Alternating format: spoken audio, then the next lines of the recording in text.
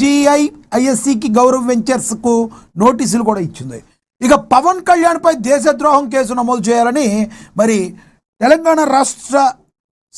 తెలంగాణ రక్షణ సమితి అధ్యక్షురాలు మరి కవిత మాట్లాడారు. కరీంనగర్ రౌండ్ టేబుల్ సమావేశంలో కవిత ధ్వజమెత్తారు.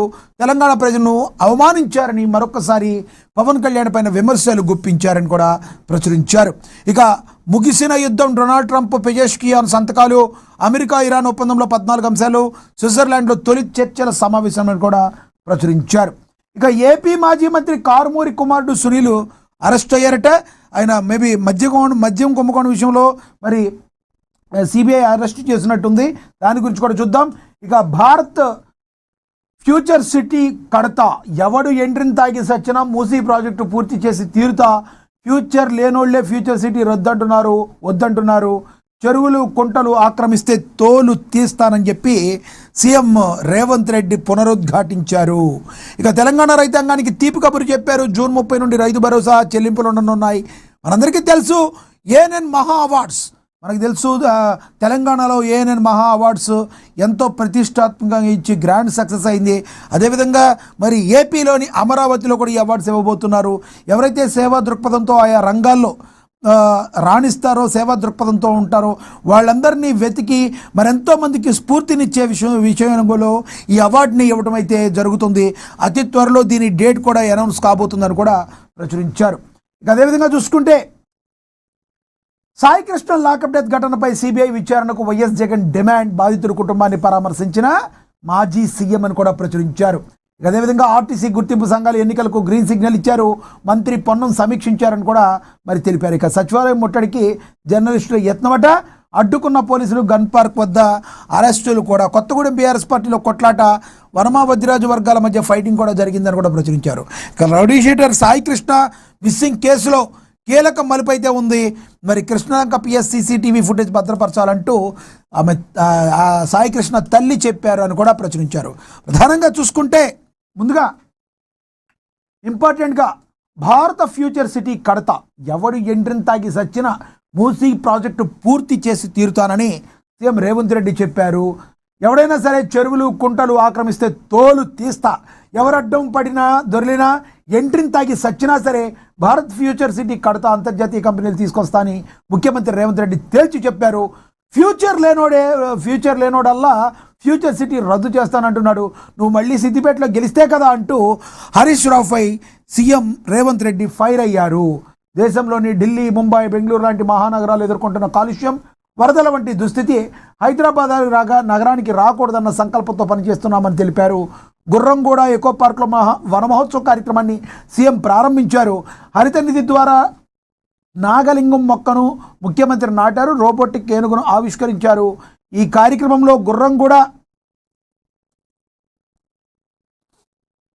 ఎకో పార్క్ నమూనాను అటవీ అధికారులు సీఎంకి వివరించారు. ఎకో పార్క్లో 35.50 కోట్ల అభివృద్ధి పనులకు శ్రీకారం చుట్టారు.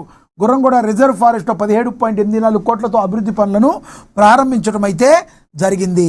దీని ప్రధానంగా మరి చెప్పడం ఏంటంటే ఎవడు అవునన్నా కాదన్నా కూడా ఫ్యూచర్ సిటీ కట్టి తీరుతాను, ఫ్యూచర్ లేనివాడే, ఫ్యూచర్ గురించి ఆలోచించిన వాడే ఫ్యూచర్ సిటీ రద్దు అంటున్నాడు.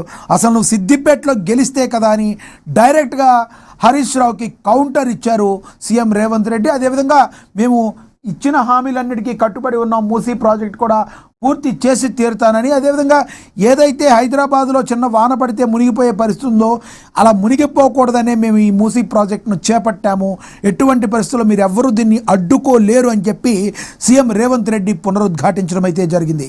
ఈ విషయంలో మీరేమనుకుంటున్నారో కింద కమెంట్ బాక్స్ రూపంలో కమెంట్ అయితే చేయండి. ఇంకా అదేవిధంగా ఏపీ మాజీ మంత్రి కారుమూరి కుమారుడు సునీల్ అరెస్ట్ అయ్యారు. ఏపీలో వైకాపా హయాంలో జరిగిన మద్యం రవాణా కుంభకోణం కేసులో మాజీ మంత్రి కారుమూరి నాగేశ్వరరావు కుమారుడు సునీల్ను ఈడీ అరెస్ట్ చేసింది. హైదరాబాద్లో ఆయన అధికారులు అరెస్ట్ చేసి ఈడీ కార్యాలయానికి తరలించారు. అనంతరం నాంపల్లిలోని కోర్టులో హాజరుపరిచారు. కారుమూరి నివాసంలో ఇటీవల ఈడీ అధికారులు తనిఖీలు నిర్వహించి వివిధ పత్రాలను పరిశీలించారు. ఇదే కేసులో ఇప్పటికే కీలక సూత్రధారి Raj Kasireddy, AP beverages corporation మాజీ ఎండీ వాసుదేవ్ రెడ్డిని ఈడీ అరెస్టు చేసింది. కాబట్టి మరి ఏం చెప్తుంది కోర్టులో ఈ తీర్పు ఏం రాబోతుంది అనేది కొంత ఉత్కంఠగా అయితే మారింది. కారుమూరి నాగేశ్వరరావు కుమారుని అయితే అరెస్టు చేయడం అయితే జరిగింది. అదేవిధంగా ముగిసిన యుద్ధం, డొనాల్డ్ ట్రంప్ పెజెష్కియన్ సంతకాలు, అమెరికా ఇరాన్ ఒప్పందంలో 14 అంశాలు, స్విట్జర్లాండ్లో తొలి చర్చల సమావేశం.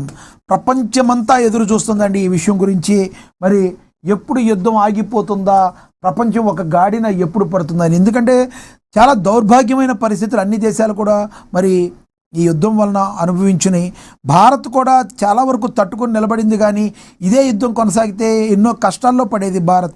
ఒక రకంగా చెప్పాలంటే ప్రపంచ దేశాలకు ఎప్పుడు కూడా శాంతి మంత్రం పట్టించాలి. అందుకే మన ప్రజాస్వామ్యంలో భారత్ ఎప్పుడు కూడా శాంతి మంత్రం పట్టిస్తుంది. కాబట్టే మనం ఈ రోజున ఇంత గొప్ప స్థాయిలో ఉన్నాం.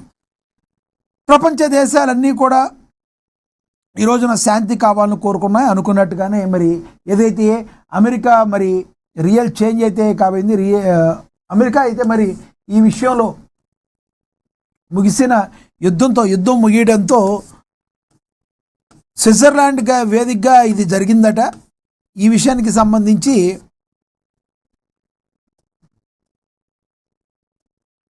పశ్చిమాసియాల ఉద్రిక్తతలకు తెరపడింది. అమెరికా ఇరాన్ మధ్య యుద్ధానికి ముగింపు పలికేందుకు 14 అంశాల ఆధారంగా ఇరు దేశాలు ఒప్పందం చేసుకున్నాయి. గురువారం ట్రంప్ ఇరాన్ అధ్యక్షుడు మౌసద్ పెజెష్కియాన్ వర్చువల్ పద్ధతిలో 14 అంశాల అవగాహన ఒప్పందంపై సంతకాలు చేశారు. ఫ్రాన్స్ అధ్యక్షుడు ఇమాన్యుయల్ మెక్రాన్ భేటీ కోసం ప్యారిస్ వెళ్లిన అమెరికా అధ్యక్షుడు డొనాల్డ్ ట్రంప్ అక్కడి నుంచే ఈ చారిత్రాత్మక పత్రంపై స్వయంగా సంతకం చేశారు.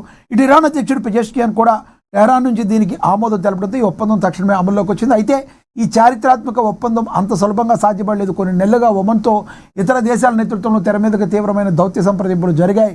ఇరాన్ విదేశాంగ మంత్రిత్వ శాఖ ప్రతినిధి ఇస్మాయిల్ బఘాయి ఈ విషయాన్ని అధికారికంగా ధృవీకరించారు. పశ్చిమాసియాలో పెరుగుతున్న ఉద్రిక్తతలు ప్రపంచ ఆర్థిక వ్యవస్థను దెబ్బతీస్తున్న తరుణంలో ఇరు దేశాలు పట్టువిడుపులకు వెళ్లకుండా ఒప్పందాలకు ముందుకు వచ్చాయి. శుక్రవారం తొలి చర్చల సమావేశం కూడా జరగనుంది. ఒప్పందంలో కీలక అంశాలు ఏంటి అని కూడా దీనిలో ప్రచురించడం అయితే జరిగింది. ఇక తదుపరి ఇక్కడ చూడొచ్చు, కామధేను పెరల్స్ అని భారత ఫ్యూచర్ సిటీ ప్రపంచం అబ్బురుపరిచేలా ఉందని చెప్పి దీని గురించి కూడా మనకి 4th ఎడిషన్లో కూడా ఉంది. దాని గురించి కూడా చూద్దాం. ఇక తదుపరి చూసుకుంటే ఆర్టీసీ గుర్తింపు సంఘాల ఎన్నికలకు గ్రీన్ సిగ్నల్, మంత్రి పొన్నం సమీక్షించారట.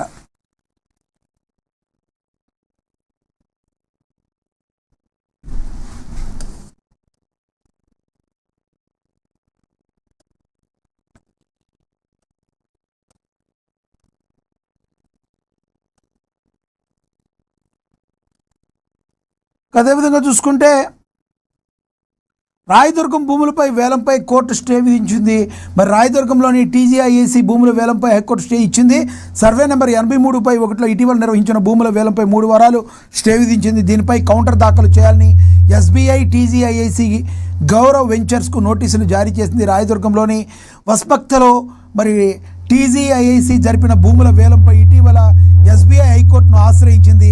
ఆ భూములు తమవేనంటూ పిటిషన్ దాఖలు చేసింది. దీంతో విచారణ చేపట్టిన